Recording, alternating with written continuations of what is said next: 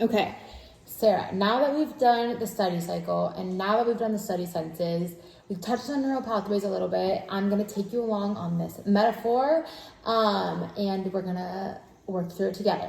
So let's say you are an explorer, you're in a tree-infested jungle, it's a forest, you don't know exactly where you're going, but there's a castle at the top, you're trying to get through, you have a machete, you're cutting down the trees, trying to make it there.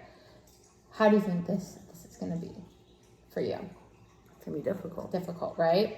So now imagine that you're this explorer, again, you're still in the jungle, doing the same thing, trying to reach this castle, but you're blindfolded and you have headphones on. How do you think that's going to be? More difficult, right? Because you're not seeing, you're not here, you're not familiar with the forest. You're still carving this first path, but somehow you've made it, okay? This is scenario 1.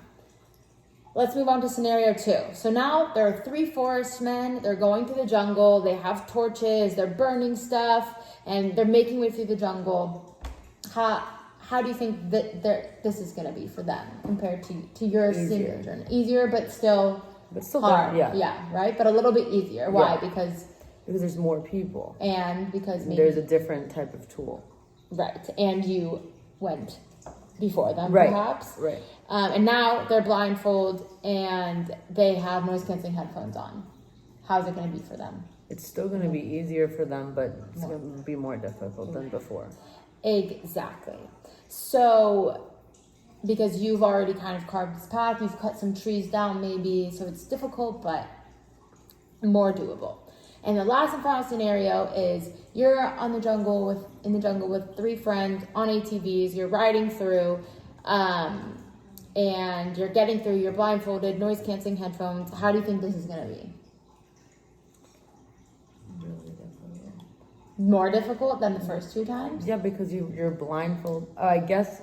Oh, wait, you're saying after the first 2 Yes, times. after the first. So then, yeah, it'd be easier. Right. But you're blindfolded still, so that would be difficult. So out of the 3, what do you think who's going to have the easiest time getting through? The third set of people. Right. And why is that?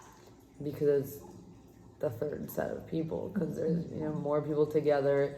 There's already a clear path to go through.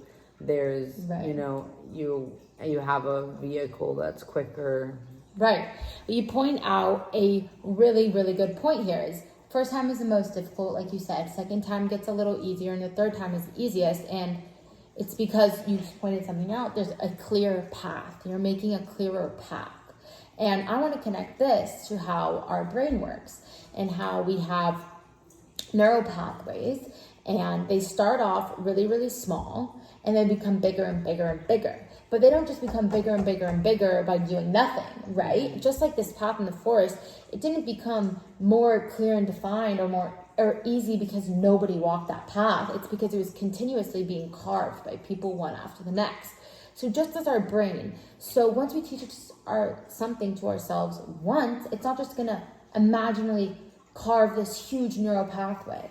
We have to revisit it over and over and over again until this pathway becomes so clear, so defined, and so big. And that comes with, we can tie this in to our past 2 mini lectures of the study cycle and the study senses, that if we use the study cycle and we encode in new ways using as many senses as possible, and we retrieve and we repeat this is going to continue to build and build and build our neural pathways so that they're the strongest neural pathways that we can possibly have, so we can retrieve that, we can know this information undoubtedly.